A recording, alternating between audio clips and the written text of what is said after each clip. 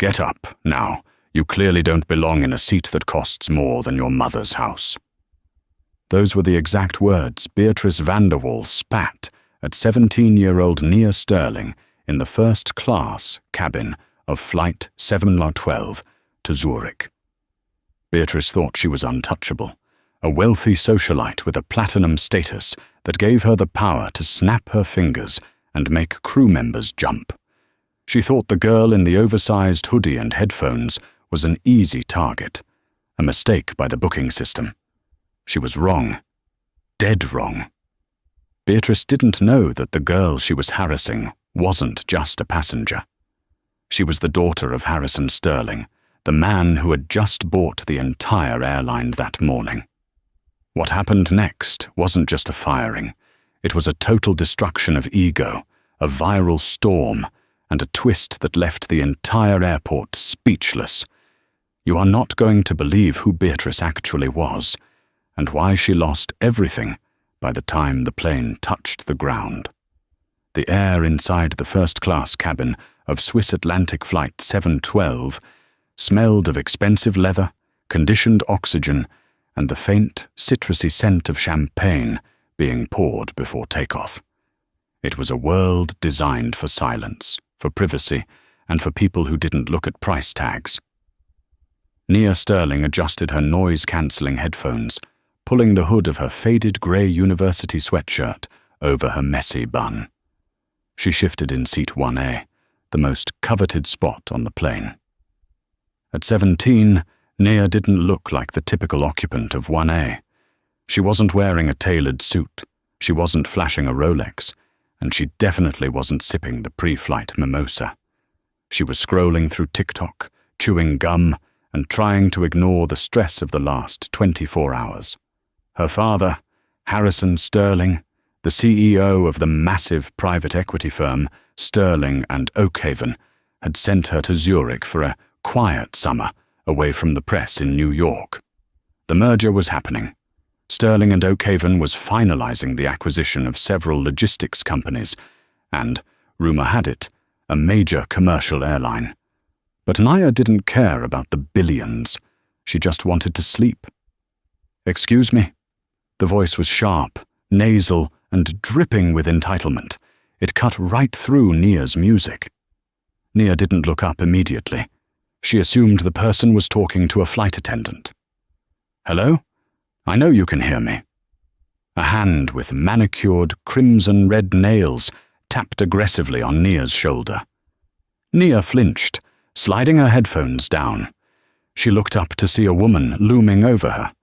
She was perhaps 45, dressed in a white Chanel blazer that looked like it cost more than a Honda Civic, with oversized sunglasses perched on her head. This was Beatrice Vanderwall. If you read the society pages in the Hamptons, you knew the name. Old money, bad attitude, and a reputation for making service workers cry. "Can I help you?" Nia asked, her voice calm but confused. "You're in my seat," Beatrice said, not asking but stating.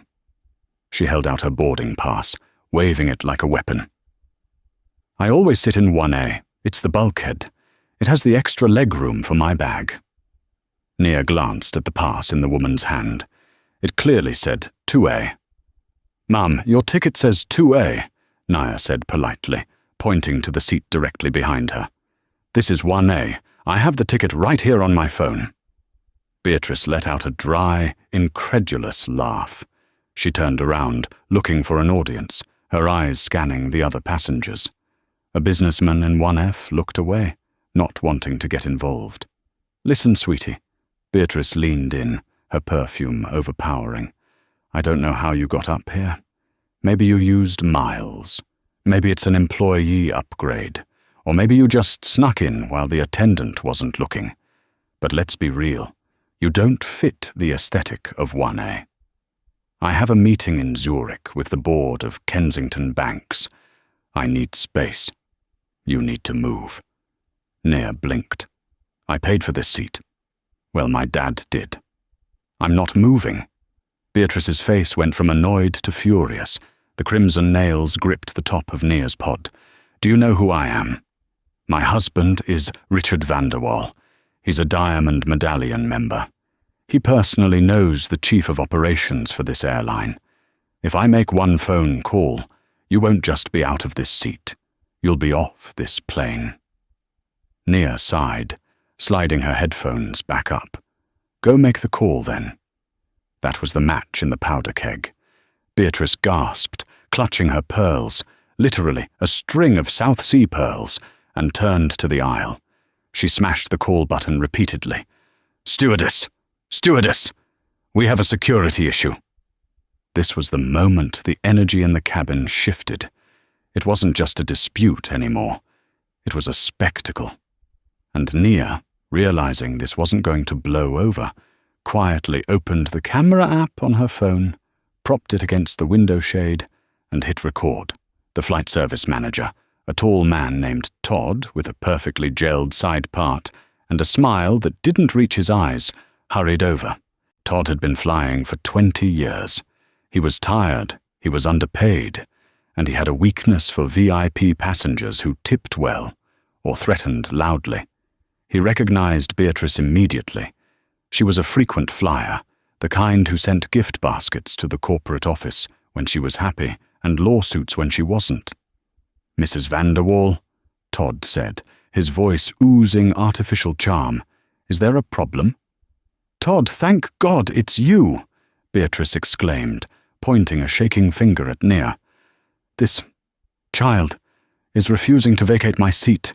She's being belligerent. She's disturbing the peace. I feel threatened." Nia raised an eyebrow. "I'm sitting here breathing. How is that threatening?" Todd turned his gaze to Nia. His smile vanished instantly. He saw the hoodie, the messy hair, the sneakers. He made a snap judgment. Non-revenue passenger. Upgrade. Nobody important. "Miss," Todd said, his tone dropping an octave, "I'm going to need to see your boarding pass." Nia unlocked her phone and showed the QR code. "Seat 1A. Paid full fare." Todd glanced at it, but didn't scan it. He looked back at Beatrice, who was tapping her foot impatiently. He knew the protocol. The customer in 1A has the ticket. But he also knew that Beatrice Vanderwall could make his life a living hell. She had gotten a stewardess fired last year for serving lukewarm coffee. "There seems to be a double booking error in the system," Todd lied smoothly. "It happens sometimes with third-party bookings." "It wasn't third-party," Nia corrected. "It was booked directly through the corporate portal." "Regardless," Todd interrupted, his voice hardening, "Mrs. Vanderwall is a Diamond member. In the event of a conflict, priority goes to our status members. I'm going to have to ask you to move to economy. We have a seat in 34B. It's a middle seat, but we will offer you a meal voucher for the inconvenience." Nia stared at him. "You're joking, right? You want me to give up a $10,000 seat for a middle seat in coach and a sandwich voucher? Because she wants my window?"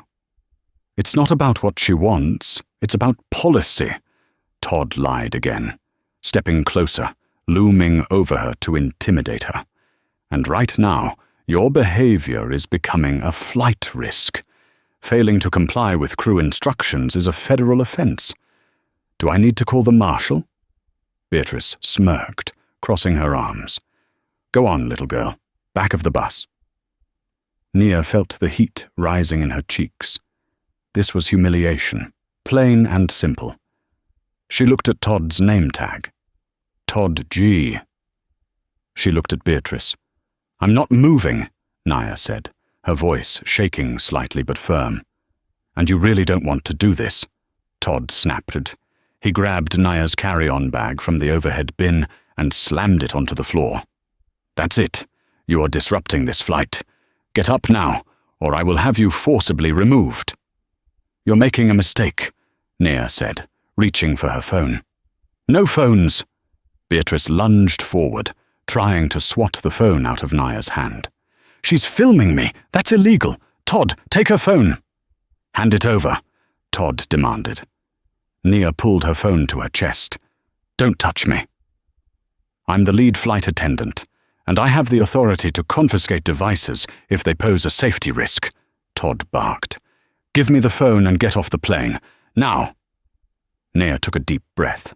She looked Todd dead in the eye. Okay, I'll get up.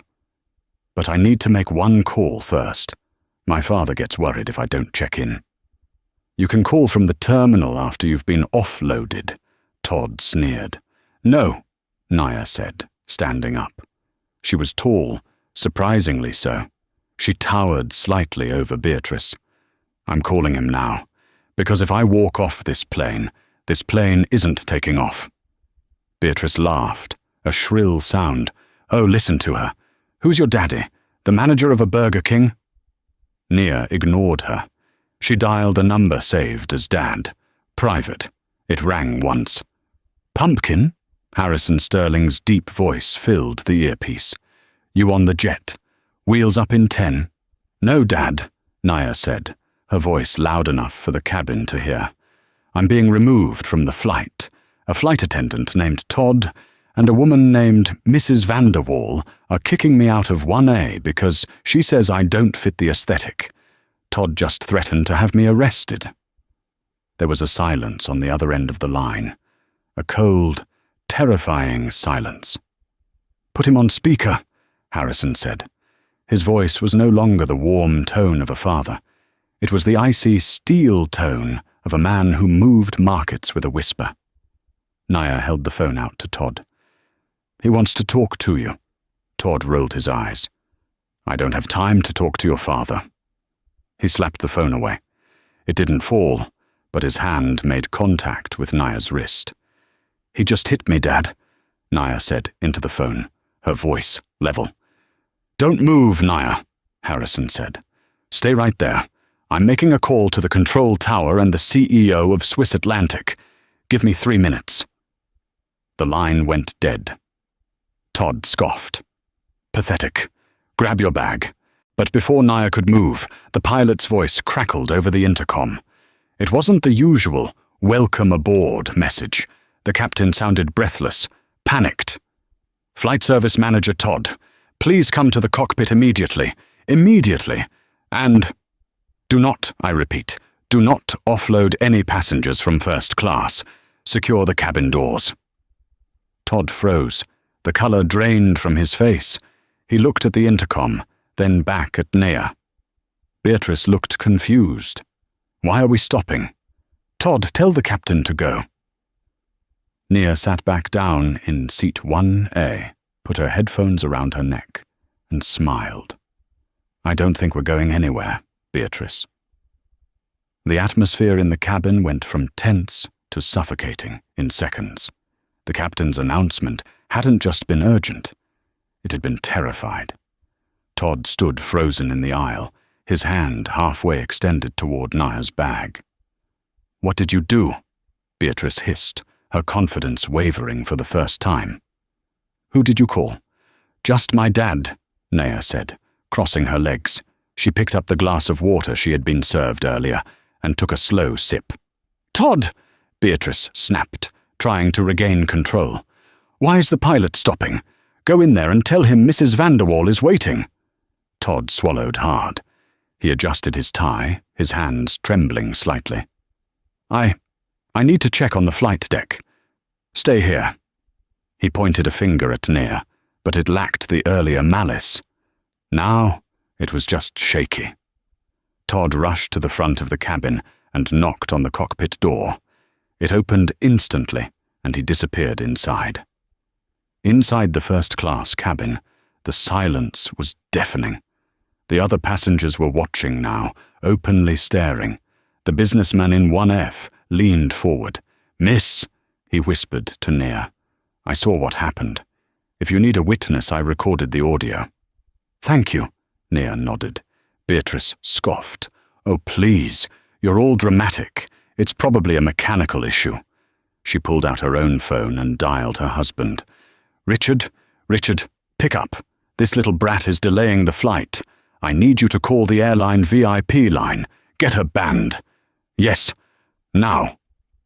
10 minutes passed. The plane didn't move. The engines, which had been humming ready for pushback, spooled down into a low whine. The air conditioning hissed. Then the main cabin door, the one leading to the jet bridge, opened. Usually, once the door is closed, it stays closed. Reopening it is a major security breach and a massive delay. But it opened. 3 men in dark suits walked in. They weren't TSA. They weren't police. They were corporate security. They wore earpieces and pins on their lapels that bore a silver crest, the Sterling Group. Behind them walked a woman in a sharp navy suit, holding a tablet. She looked like she could cut glass with her jawline. This was Eleanor Vance, the regional director of Swiss Atlantic. She looked furious, and behind her walked the captain. Beatrice smirked. Finally, security. "Officer, take this girl away." She pointed a crimson talon at Nia. Elena Vance ignored Beatrice completely.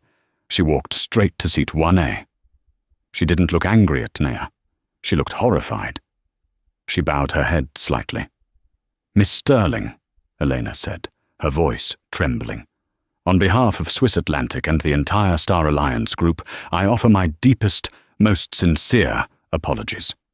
Are you injured?" Beatrice's jaw dropped. "Miss... what?" Nia looked at Elena. "I'm fine. But that man," she pointed to the cockpit where Todd was cowering, "grabbed my wrist. And this woman," she gestured to Beatrice, "has been harassing me since she boarded. She tried to steal my phone." Elena turned slowly to face Beatrice. The look in her eyes was cold enough to freeze nitrogen. "Mrs. Vanderwall," Elena said. "Yes." "Finally, someone who knows who I am." Beatrice huffed, adjusting her blazer. "I am a Diamond member. I demand you upgrade me and remove this problem." Elena took a step closer. "Mrs. Vanderwall, the young woman you are harassing is Nia Sterling. Her father is Harrison Sterling." Beatrice blinked. "So? Who cares?" "Harrison Sterling," Elena continued, her voice rising so the whole cabin could hear, "is the chairman of Sterling and Oakhaven. As of 8:00 a.m. this morning, Sterling and Oakhaven acquired a 51% controlling stake in Swiss Atlantic Airways." The silence that followed was absolute. "That means," Elena said, savoring the words, "Miss Sterling isn't just a passenger. Her family owns this airplane. They own the seats. They own the fuel. They own the uniform you are staring at." Beatrice's face went pale, a sickly, ghostly white. She slumped back into seat 2A. "No, that's not possible." "And you," Elena turned to the front where Todd was peeking out. "Todd, step out here, now." Todd walked out, looking like a man walking to the gallows. "Miss Sterling says you made physical contact with her," Elena said. I was just following protocol for a disruptive passenger," Todd stammered. "She refused to show a ticket. I mean, we have cameras, Todd," Elena said, "and we have witness statements already coming in from the other passengers. You suspended protocol to bully a teenager because you wanted to please a status member. You are relieved of duty immediately."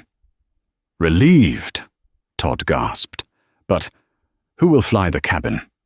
"You are suspended pending an investigation into assault," Elena stated. "Please collect your personal items and leave the aircraft.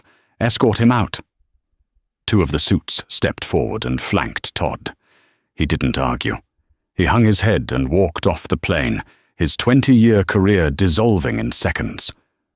"Now," Elena turned back to Beatrice. "Mrs. Vanderwall." I didn't know," Beatrice stammered, her voice high and squeaky. "If I had known she was a Sterling, I would have—" "You would have treated her with respect?" Nia interrupted. "So you only respect people if you think they have money? That's the problem, Beatrice." Elena looked at her tablet.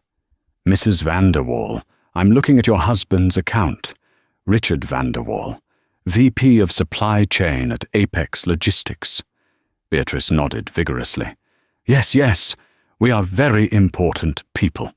Please, let's just forget this. I'll sit in 2A, it's fine.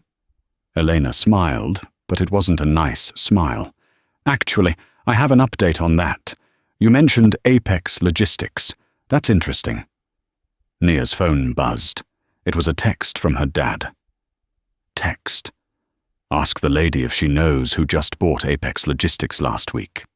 Nia looked up, a small smile playing on her lips. Beatrice, do you know who bought your husband's company last week? Beatrice shook her head, tears forming in her eyes. No.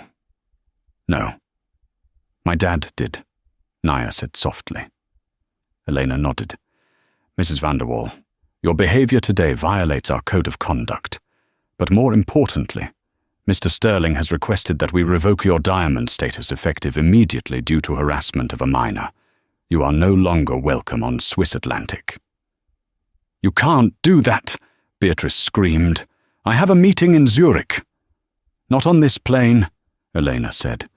Security, please escort Mrs. Vanderwall off the aircraft. Her bags have already been removed from the hold. No, you can't touch me, Beatrice shrieked as the security guards moved in. She flailed, knocking over a tray of champagne. I'll sue you. I'll sue all of you. As she was dragged down the aisle, kicking and screaming, the entire first-class cabin watched. The businessman in 1F started clapping, then the lady in 2F. Soon, the whole cabin was applauding, but the drama wasn't over. As Beatrice was hauled onto the jet bridge, she screamed one last thing. My husband will destroy you. He knows secrets about this airline. He'll leak everything. Nia looked at Elena. Elena looked at Nia. Did she just threaten to leak corporate secrets? Nia asked. She did, Elena said, tapping her earpiece. I think the legal team needs to hear about that. The door closed. The plane was quiet. I'm so sorry, Miss Sterling, Elena said. We will have a replacement crew member here in 5 minutes. It's okay, Nia said, putting her headphones back on. Can I get a ginger ale? The plane took off 45 minutes late. Nia slept the whole way. But while she was sleeping, a video recorded by the businessman in 1F was being uploaded to Twitter. It was titled, Karen Tries to Kick Airline Owner's Daughter Out of Seat. Wait for the end. By the time Nia landed in Zurich, the video had 14 million views, and Beatrice Vanderwall's life was about to get much, much worse. When Flight 712 touched down on the tarmac in Zurich, the world was a different place than when it had taken off. For Nia Sterling, the 7-hour flight had been peaceful. She had watched a movie, eaten the seared scallops, and napped. But while she was at 35,000 feet, disconnected from the data grid, a digital nuclear bomb had detonated below. The businessman in seat 1F, a tech entrepreneur named David Chen, hadn't just uploaded the video to Twitter. He had cross-posted it to TikTok, Reddit, and sent it to TMZ. The hashtag #AHortFirstClassKaren was trending #1 globally. As the plane taxied to the gate, Nia turned off airplane mode. Her phone didn't just ping, it vibrated continuously for a solid 30 seconds, a physical spasm of notifications. 142 missed calls, 3,000 plus Instagram notifications, texts from people she hadn't spoken to since middle school. Oh my God, Nia whispered, staring at her screen. A text from her best friend, Sarah, popped up. Girl, you are legendary. Check CNN. Nia opened the news app. There, on the front page, was a blurry still from the video. Beatrice Vanderwall screaming with a vein popping out of her neck, while Nia sat calmly in her hoodie. The headline read, Airline heiress harassed mid-air, new owner's daughter kicked off plane. No, the bully was. The Swiss Atlantic ground crew was waiting at the jet bridge. But they weren't just the cleaners. A sleek black Mercedes sedan was waiting right on the tarmac, flanked by 2 Swiss police officers and a personal concierge. "Miss Sterling?" the concierge asked, bowing slightly as Naya stepped off the plane. "Your father has arranged for private customs processing. The main terminal is compromised." "Compromised?" Nia asked, adjusting her backpack. "Paparazzi, ma'am, and fans. It's a zoo. Please come with us." Meanwhile, back in New York at JFK Terminal 4, Beatrice Vandervelde was living a nightmare. She hadn't been arrested yet, but she had been dumped back into the terminal like unclaimed luggage.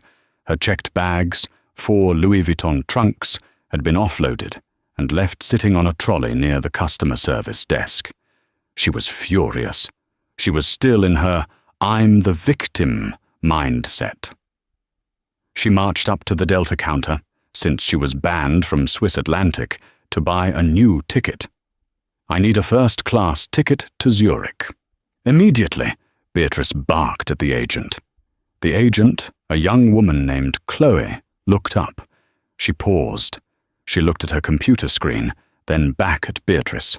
Her eyes widened. She had seen the video on her break 10 minutes ago. Everyone had. "I'm sorry, Mum," Chloe said, her voice cool. "I can't sell you a ticket." "Why not? My credit card is black. Run it," Beatrice snapped. "No, ma'am. I can't. Your name has been flagged in the Global Alliance system. You've been placed on the no-fly list for disruptive behavior pending an investigation." "The no-fly list?" Beatrice shrieked. "That's for terrorists. I'm a socialite." "You threatened to leak corporate secrets and assaulted a minor," Chloe said, not bothering to hide her satisfaction. "Security is on their way to escort you out of the airport." Beatrice scrambled for her phone. She needed Richard. Richard fixed everything. He was the VP of supply chain at Apex Logistics. He was powerful. He would sue this airline into dust. She dialed his number. "Richard, pick up! You won't believe what they did to me!" She screamed into her voicemail. But Richard Vanderwall wasn't picking up. Richard was currently sitting in his corner office in Manhattan, staring at his computer screen, watching his life dissolve in 4K resolution. Richard Vanderwall was a man who prided himself on control. He wore bespoke Italian suits, he drank 18-year-old scotch, and he managed a supply chain that moved billions of dollars of goods across the Atlantic. He was arrogant, yes, but he was usually careful. He wasn't careful enough with Beatrice. He had just returned from a lunch meeting when his secretary, Jessica, walked into his office. Jessica looked pale. "Mr. Vanderwall," she said, her voice trembling. "Mr. Sterling is here." Richard frowned. "Harrison Sterling, the private equity guy? I don't have a meeting with him. Tell him I'm busy." "He's not asking for a meeting, sir," Jessica whispered. "He's in the conference room with the auditors and the legal team. They want you. Now." Richard's stomach dropped. He knew Sterling and Oakhaven had acquired Apex Logistics last week, but he hadn't met the new owners yet. He assumed he would be retained. He was essential. He stood up, straightening his tie. Probably just a transition meeting, standard procedure. He walked down the hallway. It felt longer than usual. The office was quiet. Too quiet. People were looking at him. Not with respect, but with a mix of pity and morbid curiosity. Had they seen the video? He hadn't checked social media all day. He pushed open the heavy glass doors of the main boardroom. At the head of the table sat Harrison Sterling. He was a terrifying man, silver-haired, broad-shouldered, wearing a suit that cost more than Richard's car. He didn't look up when Richard entered. He was reading a file. To his right sat a team of 4 lawyers. To his left, 3 forensic accountants. "Mr. Sterling," Richard said, putting on his best corporate smile. "A pleasure. I apologize for the wait. I wasn't notified of your arrival." Harrison slowly closed the file. He looked at Richard. The room temperature seemed to drop 10 degrees. "Sit down, Richard," Harrison said. Richard sat. "Is this about the Q3 projections? Because I have the numbers right here." "This is about your wife," Harrison said. Richard blinked. He let out a nervous chuckle. "Beatrice, I hope she hasn't been bothering you. She's flying to Zurich today." Harrison slid an iPad across the table. It was playing the video. Richard watched in horror. He saw Beatrice screaming. He saw her grabbing Nia. He heard her scream, "My husband will destroy you. He knows secrets about this airline. He'll leak everything." Richard felt the blood drain from his face. "Mr. Sterling, Beatrice can be dramatic. She doesn't know anything. She's just talking." "Is she?" Harrison asked. "Because that's a very specific threat." "He knows secrets." "Now, normally, I'd just fire you for your wife's behavior toward my daughter. That alone is cause for termination under the reputational damage clause of your contract. But her threat made me curious." Harrison signaled to one of the accountants. The accountant, a sharp-eyed woman named Pretty, stood up and projected a spreadsheet onto the wall. "When your wife threatened to leak data," Harrison said, leaning forward, "we decided to check what data you actually had access to. And we found something interesting in the logistics invoicing for the last 3 years." Richard began to sweat. I don't know what you're talking about." "Shell companies, Richard," Harrison said, his voice low and dangerous. "Vanderwall Consulting. Blue Sky Shipping. Vendors that don't exist. You've been approving invoices for shipping containers that were never shipped. And the money? It wasn't going to suppliers." Pretty changed the slide. It showed bank transfers. "It was going to pay for Beatrice's Amex Black card," Harrison said. "Her trips to Paris, her jewelry, that seat in first class she was fighting for. Paid for with stolen company funds." Richard couldn't breathe. "I can explain. It was a loan. I was going to pay it back." "You embezzled $4.2 million over 5 years," Harrison stated flatly. "That's not a loan. That's grand larceny and federal wire fraud." "Please," Richard begged, his arrogance gone. "Harrison, Mr. Sterling, I have a family. Beatrice, she demands certain things. I was under pressure. We can work this out. I'll resign. I'll pay it back." Harrison stood up. He walked over to the window, looking out at the Manhattan skyline. "You hurt my daughter, Richard. You let your wife think she was better than everyone else because of your money. Money you stole from my company." Harrison turned back. "You aren't just fired. We've already contacted the district attorney.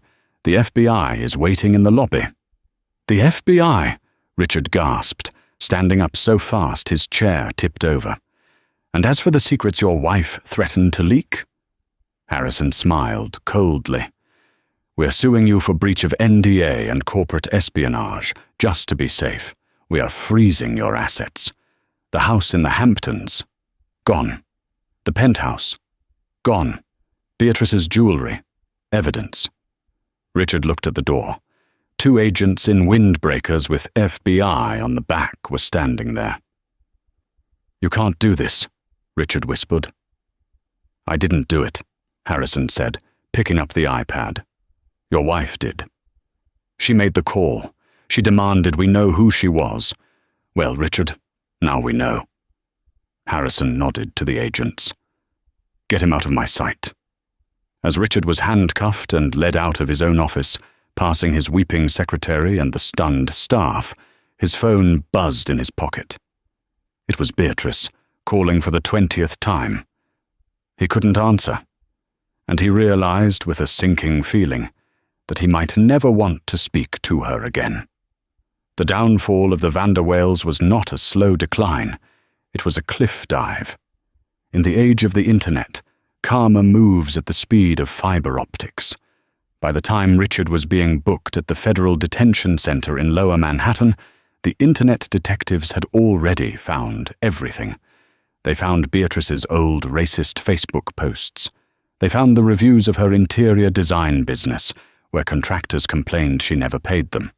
They found Richard's donation history to controversial political groups. But the real, hard karma hit when Beatrice finally made it home.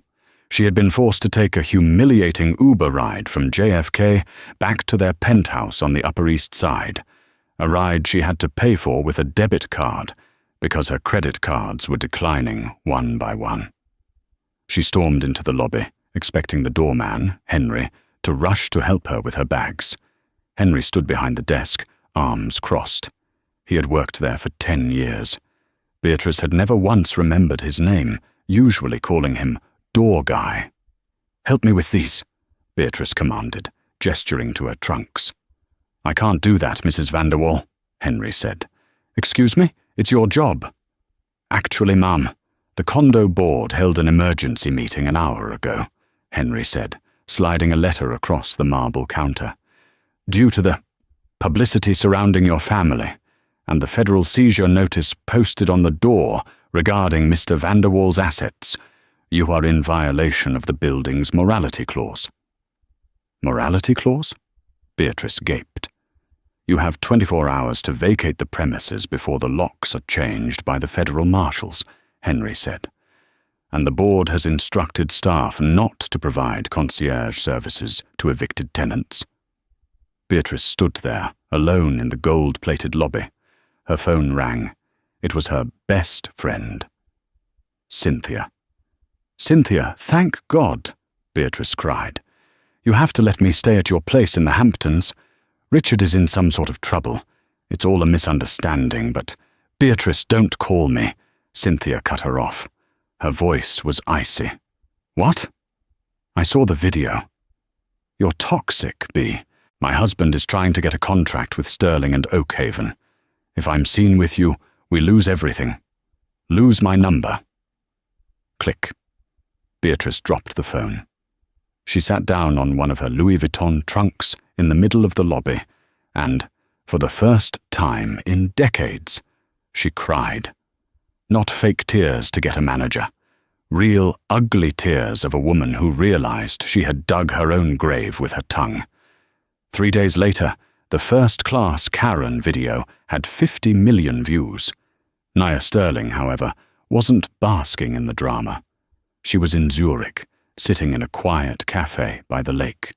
She had turned down all interview requests. She didn't want to be an influencer. Her dad, Harrison, had flown out to join her for the weekend. They were eating chocolate croissants. "So," Harrison said, wiping a crumb from his lip, "Richard Vanderwall is facing 15 to 20 years. Beatrice is staying in a motel in Queens and is being sued by 3 former housekeepers for unpaid wages." Nia looked out at the water. "I didn't want their lives ruined, Dad. I just wanted my seat." "You didn't ruin their lives, Nia," Harrison said gently. "They were building a house of cards on a foundation of theft and cruelty.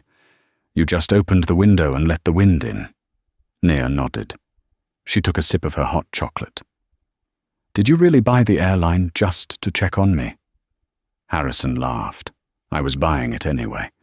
But I might have expedited the paperwork when you called." He reached into his pocket and pulled out a small velvet box. "Also, the airline CEO wanted me to give you this. It's a pin." It was a small silver wing. "Honorary crew member," Harrison smiled. "And a promise.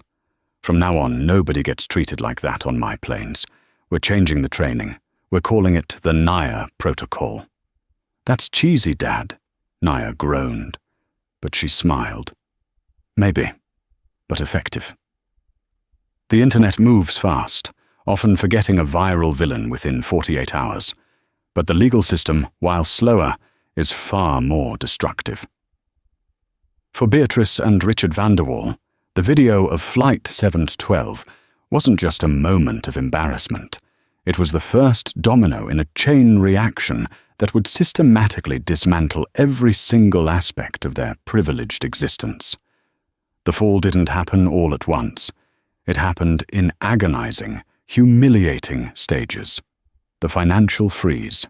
3 days after the flight, Richard sat in the mahogany-panelled conference room of Whitmore and Stern, the white-shoe law firm that had represented his family for 2 decades.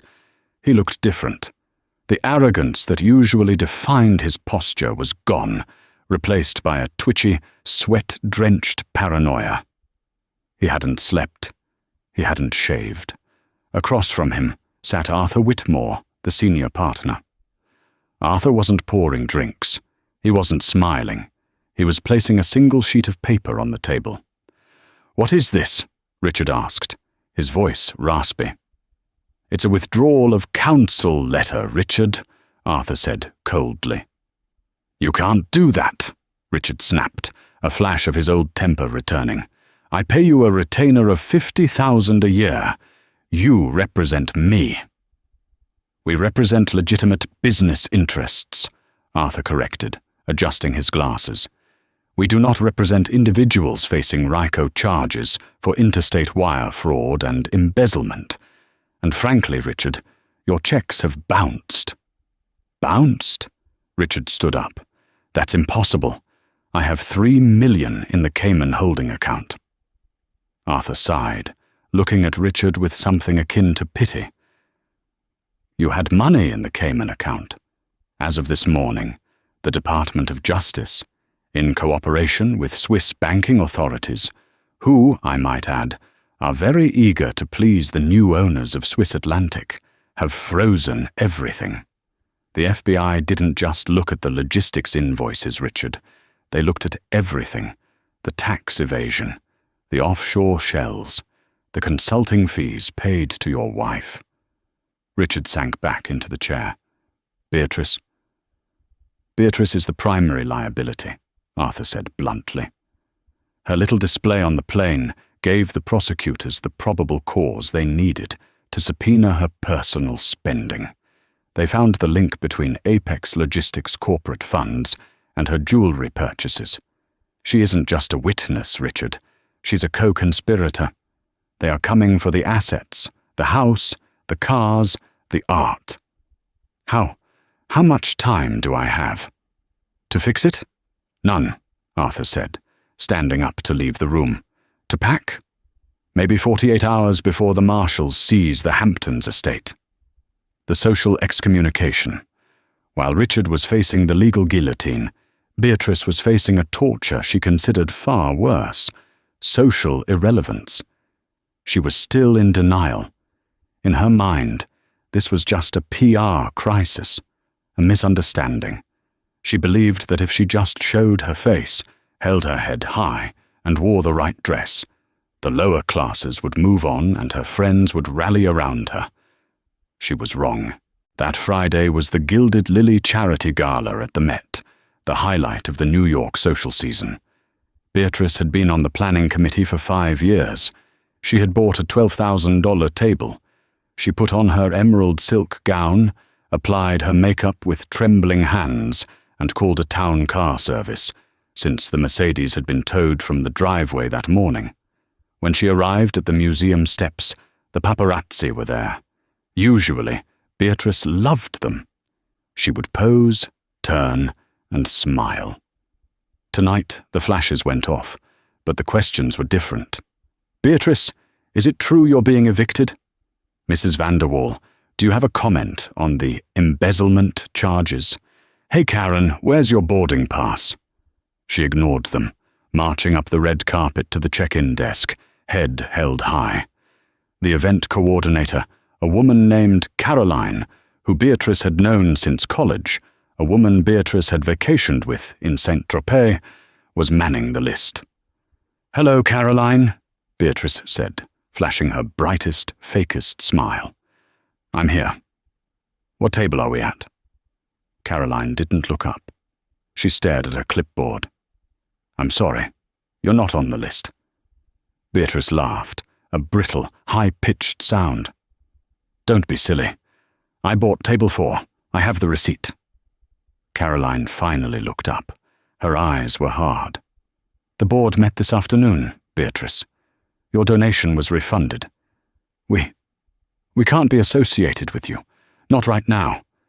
Not after what you said to that girl." "What I said," Beatrice hissed, leaning in. "I was the victim. She provoked me." "She was sitting in her seat, Bay," Caroline said quietly. "And honestly, we've all been tired of your bullying for years. We just tolerated it because of Richard's money. Now that the money is gone, well," Caroline gestured to the large security guard standing behind her. "Please leave before we make a scene." Beatrice scanned the room. She saw friends she had known for decades, women she had lunched with, men she had flirted with. They all saw her, and one by one, they turned their backs. It was a wall of silence.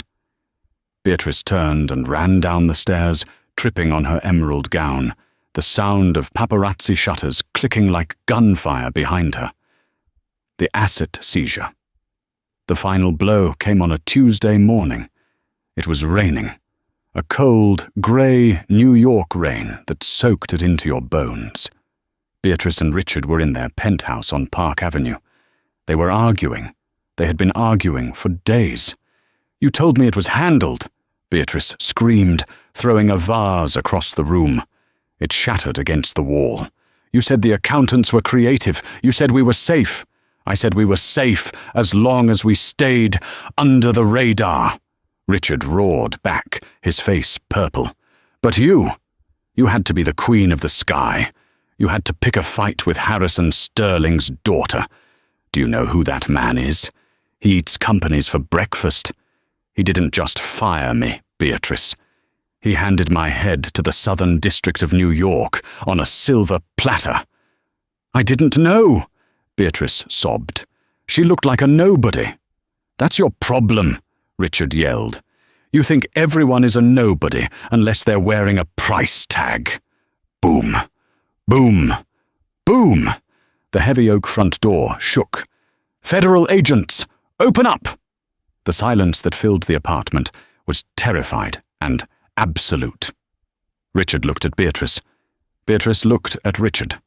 For the first time in their marriage, there was no plan, no connection to call, no way out.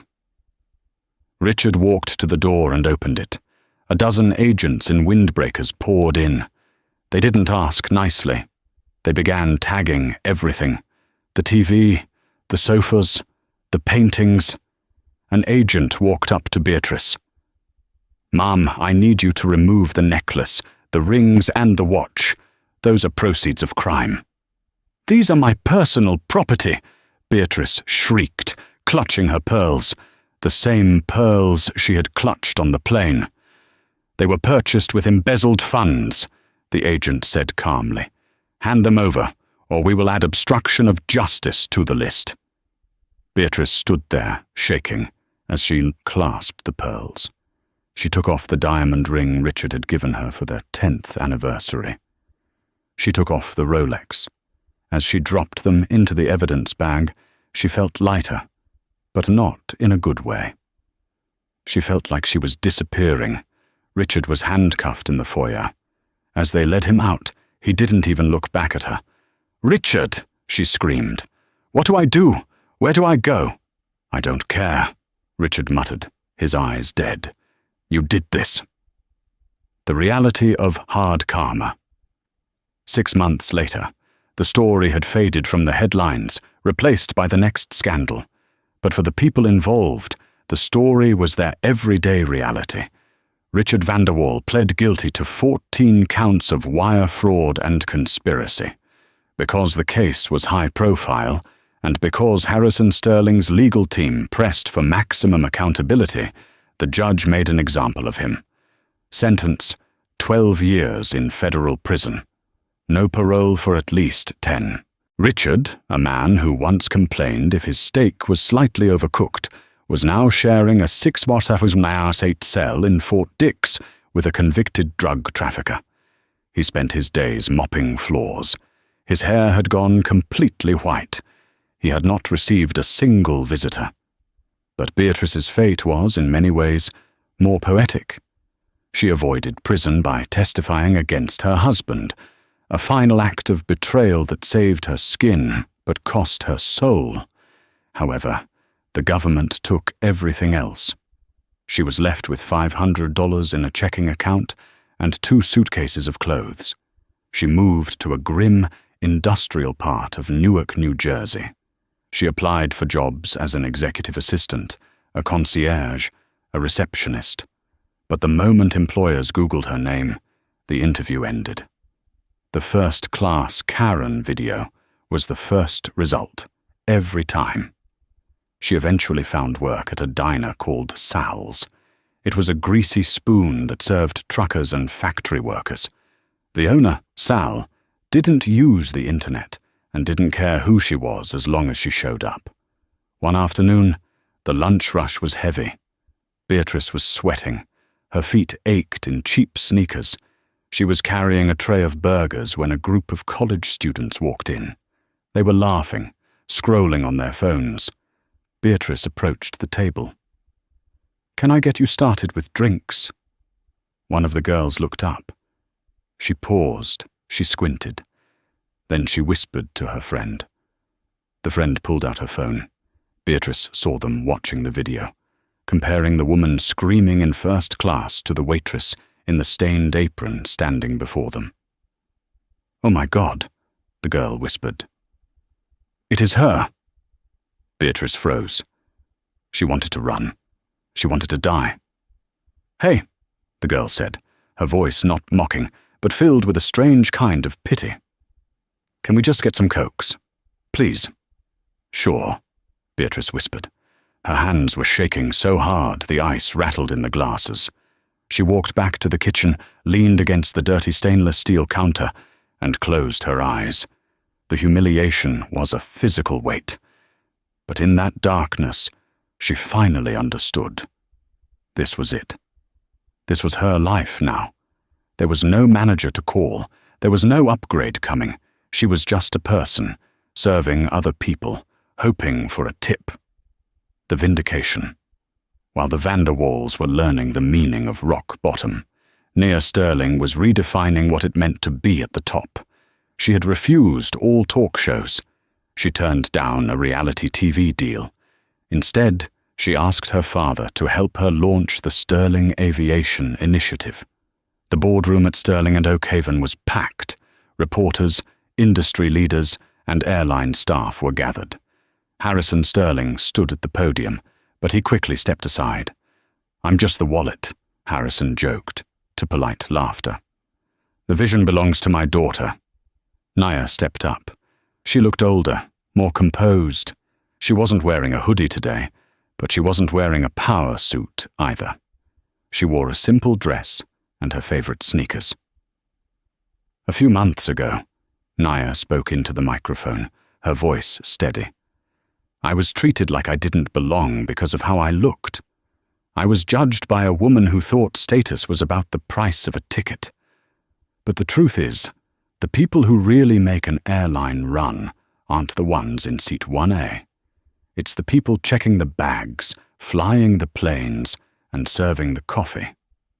She motioned to the screen behind her. "Today, we are launching a $50 million scholarship fund for the children of airline employees. If your parent works for Swiss Atlantic, whether they are a pilot or a janitor, your college is paid for. Full ride." The room erupted in applause. Real applause. Not the polite golf claps of the gala Beatrice used to attend, but the thunderous, emotional applause of people whose lives were being changed. In the front row sat the flight attendants from Flight 712, the replacement crew that had taken over after Todd was fired. They were wiping away tears. The final encounter. The story ends with a twist of fate that feels scripted, but is simply the way the world works when circles close. 1 year after the incident, Nia was flying back to New York for Christmas.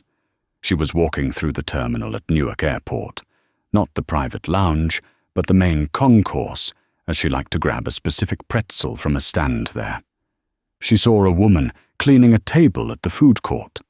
The woman was wiping down a tray, her back hunched, her movements tired. She looked older than her years.